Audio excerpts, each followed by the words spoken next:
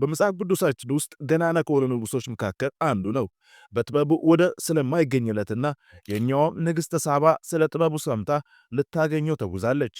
አጀማመሩና የመንግስቱ ስፋት ታላቅ ቢሆንም በመጨረሻ ታላቅ ውድቀት ገጥሞታል። ከወጣትነት እስከ እርጅና ባለው ዕድሜ 700 ሚስቶችንና 300 ቁባቶችን አገብቷል። በዛሬው ቪዲዮ በጥበቡ ገናና ስለሆነና ከዚህም በፊት ሆነ ከዚህም በኋላ እንዳንተ ያለ ባለጸጋ አይነሳም ስለተባለለት ስለ ጠቢቡ ሰለሞን ልናይ ወደናል።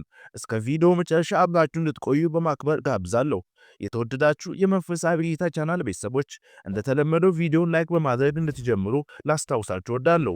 በየጊዜው የተሻለ ቪዲዮ ወደ እናንተ ለማቅረብ ጥቆማችሁና አስተያየታችሁ ስለሚያግዘኝ በቪዲዮና በቻናሉ ላይ ያላችሁን ማንኛውም ሐሳብና አስተያየት በኮሜንት መስጫው አስቀምጡልኝ። አሁን ቀጥታ ወደ ዛሬው ቪዲዮ እናልፋለን። በመጽሐፍ ቅዱሳችን ሁለተኛ መጽሐፈ ዜና ምዕራፍ 1 ከቁጥር 1 ስለ ጠቢቡ ሰለሞን መንግሥት ታሪክ እንዲህ ሲል ይጀምርልናል። አምላኩ እግዚአብሔር ከሱ ጋር ስለነበር እጅግም ስላገነነው የዳዊት ልጅ ሰለሞን በመንግሥቱ ላይ ተደላድሎ ተቀመጠ ሲል ይናገራል። ንጉሥ ሰለሞን ከኦሪዮ ሚስት ከነበረችው ከቤርሳቤ የወለደው ልጅ ሲሆን ዳዊት ብዙ ልጆች የነበሩት ቢሆንም አንዳንዶቹ መልካም ባህሪ አልነበራቸውም። በምሳሌነት ምንመለከት እንኳን አብሰሎም በንጉሱ ዳዊት ላይ በማመፅ የንጉሱን ቁባቶች ከደፈረ በኋላ በውጊያ መካከል ተወግቶ ሞቷል። በዚህም ዳዊት እጅግ አዝኗል።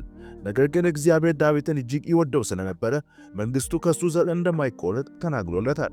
ይህ ብቻ ሳይሆን ዳዊት ለእግዚአብሔር ከነበረው መልካም ቅናት በመነሳት ለእግዚአብሔር ቤተ መቅደስን ለመስራት ቢነሳ እግዚአብሔር በእርሱ ሳይሆን በልጁ ሰለሞን እንደሚፈጽም ቃል ገብቶለታል።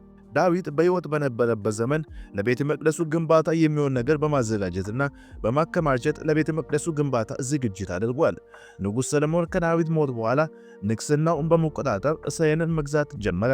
ነገር ግን እስራኤላውያን እጅግ ብዙ ሕዝቦች ስለነበሩ በእነሱ ላይ መምራትና መፍረድ እጅግ አስቸጋሪ ጉዳይ ነበር።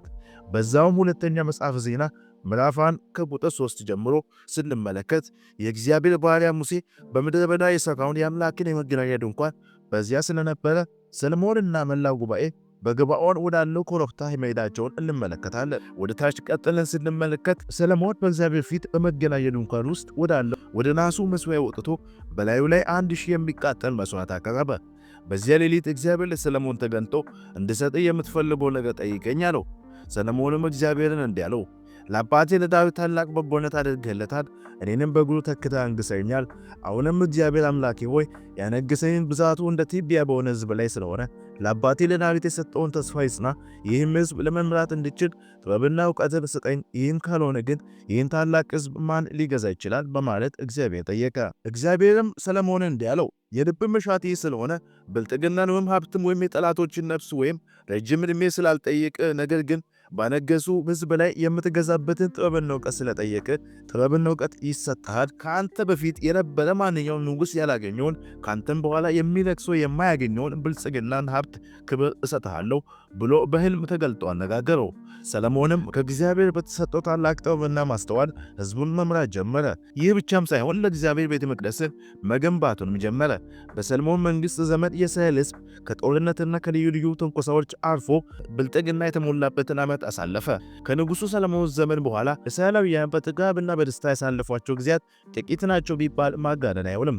ምክንያቱም ወርቅ እንደ ድንጋይ የሆነበት ዘመን በእስራኤል ታሪክ ታይቶ አይታወቅም። በዚህ መጽሐፍ ሳባ የሰለሞንን ዝና ሰምታ ለተጎበኘው መምጣቷን መጽሐፍ እንዲህ ሲል ይነግረናል። የሳባ ንግሥት የሰለሞንን ዝና በሰማች ጊዜ አስቸጋሪ በሆኑ ጥያቄዎች ልትፈትነው ወደ ኢየሩሳሌም መጣች። ቅመማ ቅመሞች፣ እጅግ ብዙ ወርቅና የከበሩ ድንጋዮችን በግመሎቿ አስጭና ከታላቅ ጓዝ ጋር ደረሰች። ወደ ሰለሞንም ቀርባ በልቧ ያለውን ሁሉ አጫወተችው። ሰለሞንም የጠየቀችውን ሁሉ መለሰላት። ሊመልስላት የተሳነው አንዳች ነገር አልነበረም። በሰለሞን ገበታ ላይ የሚቀርበውን የምግብ አይነት፣ የመኳንንቱን የመኖሪያ አካባቢ፣ የቤተ መንግሥቱንም ሠራተኞች የሥራ አደረጃጀት፣ የደንብ ልብሳቸውን አይነት፣ በግብዣው ላይ የሚያገለግሉትን አሳላፊዎች፣ በቤተ መቅደሱ የሚያቀርቧቸውን መሥዋዕቶችን ሁሉ ተመለከተች። በዚህም ሁሉ የተሰማትን አድናቆት ከጠበቀችው በላይ ነበር።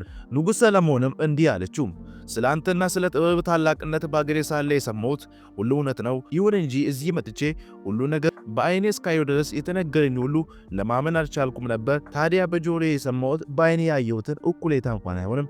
በእርግጥ ጥበብ ሀብት በአገሬ ሳለ ከተነገረኝ በጣም ይበልጣል። ዘውትር በአንተ ፊት በመገኘት ጥበብን የተሞላበትን ንግግርን የሚሰሙ ሚስቶችና አገልጋዮች እንዴት የታደሉ ናቸው። አምላክ እግዚአብሔር ይመስገን። እሱ አንተን መጥቶ የእስራኤል ንጉሥ ለማድረግ መልካም ፈቃዱ ሆኗልና በፍቅሩ እስራኤልን ለዘላለም ጸንቶ እንዲኖር ስለፈለገም ሕግንና ፍትህን ጸንቶ እንዲኖር ታደርግ ዘንድ መርጦሃል ስትል ከተናገረች በኋላ የተለያዩ ስጦታዎችን አበረከተችለት። እሱም እንደተለመዱ የልግስና ስጦታው ጋር የሳባን ንግሥት የጠየቀችውን ሁሉ ሰጣት። ከዚያም በኋላ ንግሥት ሳባ ከክብር አጃቢዎች ጋር ወደ አገሯ ተመልሳ መሄዷን መጽሐፍ ይነግረናል። የሰለሞን ታሪክ ረጅም ቢሆንም በጥበብ ስለተሞላው ፍርድ የሚናገር አንድ ትልቅ ታሪክ አለ። አንድ ቀን ሁለት ጋለሞታዎች ወይም በአሁኑ አጠራር ሴተኛ ዳሪዎች መጥተው በሰለሞን ፊት ቀረቡ። በእነሱም አንደኛይቱ እንዲህ አለች፣ ንጉሥ ሆይ ይህች ሴትና እኔ በአንድ ቤት አብረን ስንኖር በዚያው በምንኖርበትም ቤት ወንድ ልጅ ወለዱ። እኔ በወለዱ በሦስተኛው ቀን እሷም ወንድ ልጅ ወለደች። በዚያም ቤት ውስጥ ከሁለታችንም በቀር ሌላ ማንም አልነበረም። ከዕለታት አንድ ቀን ሌሊት በላዩ ላይ ተኝታ ስለታፈነ ልጁ ሞተ። እኔም ተኝቼ ሳለሁ ሌሊት ተነስታ ታቅፌ የተኛሁትን ልጅ ወስዳ በራሷ አልጋ ላይ ካስተኛች በኋላ የሞተውን ልጇን አምጥታ በኔ አልጋ ላይ በጎን ያስተኛችው። በማግስቱ ማለዳ ተነስቼ ልጄን ለማጥባት ስዘጋጅ የሞተውን አገኘሁት። ትኩር ብዬም ስመለከተው እኔ የወለዱት ልጅ አለመሆኑን ተገነዘቡ። ሁለተኛይቱ ሴት ግን አይደለም፣ በሕይወት ያለው ልጅ የኔ ነው፣ የሞተው ግን ያንቺ ነው። በዚህም አይነት ሁኔታ በንጉሡ ፊት ተከራከሩ። ከዚያ በኋላ ንጉሥ ሰለሞን አንደኛዋ በሕይወት ያለው ልጅ የኔ ነው፣ የሞተው ግን ያንቺ ነው ትላለች። ሌላኛይቱ ደግሞ አይደለም፣ ያንቺ ልጅ ሞቷል፣ የኔ ልጅ በሕይወት ያለ ነው ትላለች። ንጉሡም ሰይፉን እንዲያመጡለት አዘዘ። ሰይፉን ባመጡለት ጊዜ በሉ እንግዲያው በሕይወት ያለውን ልጅ ለሁለት ቁረጡና ለእያንዳንዱ ሴት ግማሽ አካሉ ስጡ ሲል አዘዘ። እውነተኛይቱ እናት ግን ለልጇ በመራራት አዝና ንጉሥ ሆይ እባክህ ልጄን አትግደለው፣ ለእርሷ ይሰጣት አለች። ሌላኛይቱ ሴት ግን ለእኔም ለእርሷም አይሁን፣ ለሁለታችን ይቆረጥ አለች። ከዚያም በኋላ ሰለሞን ሕፃኑን አትግደሉት፣ እውነተኛይቱ እናት እሷ ስለሆነች ለመጀመሪያይቱ ሴት ስጧት ሲል አዘዘ።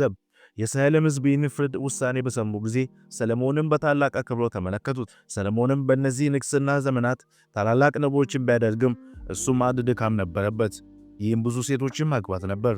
ነገር ግን ያገባውም ከባዕዳን ሴቶች በመሆኑ በእርጅናው ዘመን እግዚአብሔር ከማምለክ ዘንበል እንዲል አድርጎታል።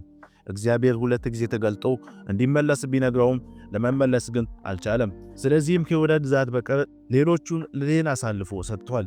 ሰለሞንም በንግሥናው ዘመን 300 ቁባቶችንና 700 ሚስቶችን አገብቷል።